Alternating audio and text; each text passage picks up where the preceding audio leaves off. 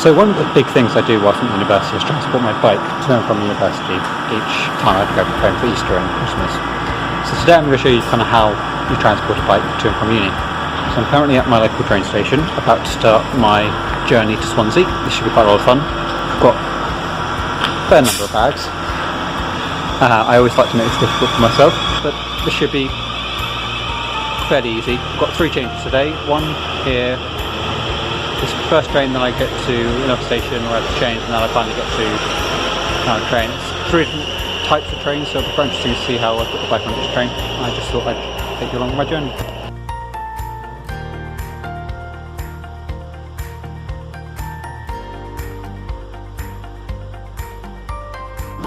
Okay, so the first railway service I'm going to catch today is a South Western railway service between my home station at Weybridge and to Basingstoke. The kind of cycle policy for this line is they do have specific places where you can put a bike, but they're not really that great, and they don't really mind if you put them in the central carriages. So I'm just in a standard doorway here, just got my bike down by the door. This works, and I'm not going to be on this train for very long. This is quite nice as you don't have to rush to the front and back of the train like you do with other services to get your bike inside the bike carriages. The only problem is you have to sit quite close to your bike and keep a good eye on it. So I'm travelling today with my road bike. I also clicked on this journey with my mountain bike. It's a little bit easier with the road bikes, they're lighter and they're easy to carry around. You can also put them in slightly more places. There are certain kind of holders on some of the more long distance train lines that don't allow you to really fit into a bike, big mountain bike with thick tyres up into their slots, which is a bit of a pain, but it's manageable. So I've successfully made it to Basingstoke now. I'm now on the Great Western Railway service, the local one, so it's much smaller trains, but there is space here to put kind of bikes and stuff, which is really useful. This means I can quite happily get on this train. I've got seats to sit on, which is nice.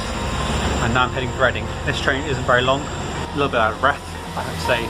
5-minute changes through stations can be slightly more difficult when you've got a bike.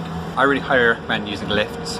All stations have lifts, and it makes it nice and easy to kind of jump from platform to platform without having to take any stairs. But you can do it in 5 minutes in most stations. I'd be a little bit more careful with some of the bigger stations like Reading and Paddington, but it is possible. I've done it before. It's slightly more difficult if you've got more bags. But now I shall sit in the service for the next half an hour. So these Classic 100s came in a couple of years ago. They are okay trains for bikes. They used to have quite a large carrier at the front of a train to take a bike, but now you kind of have to load them into these.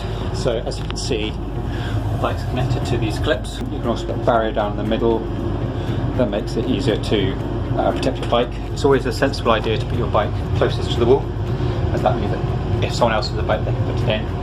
You're supposed to have to book these, so you should put a ticket inside your wheel to show that you've got a bike reservation, because if there are more bikes they may kick you off if you don't have a cycle reservation. I'd actually have a cycle reservation today, because to get a cycle reservation on pretty much all trains going across the country you need to have 24 hours before you have to book the cycle reservation. You can do that by going to a station asking for a cycle reservation on that train, or you can do it online when you book your tickets. I tend to travel on open return tickets because it turns out cheap for my travels. That means I kind of have freedom when I come and go from uni, and I can go in any time of the day, so it doesn't make logical sense for me to try and book out a specific time. But these are a bit of a pain with a mountain bike. You can't always get a mountain bike into these slots up here, which is a bit of a problem, but you have to kind of cope. These can also be used for luggage rack. They're advertised as luggage or bikes, so sometimes these are packed and you have to cope and maybe go to a different carriage. I don't know how many of these are on trains. I think there's one every few carriages, so you should have about a couple of places to put on the train. If you don't find space on one, you can always just kind of stand in the corridor here till the next station and jump off and go to another end. I've done that before.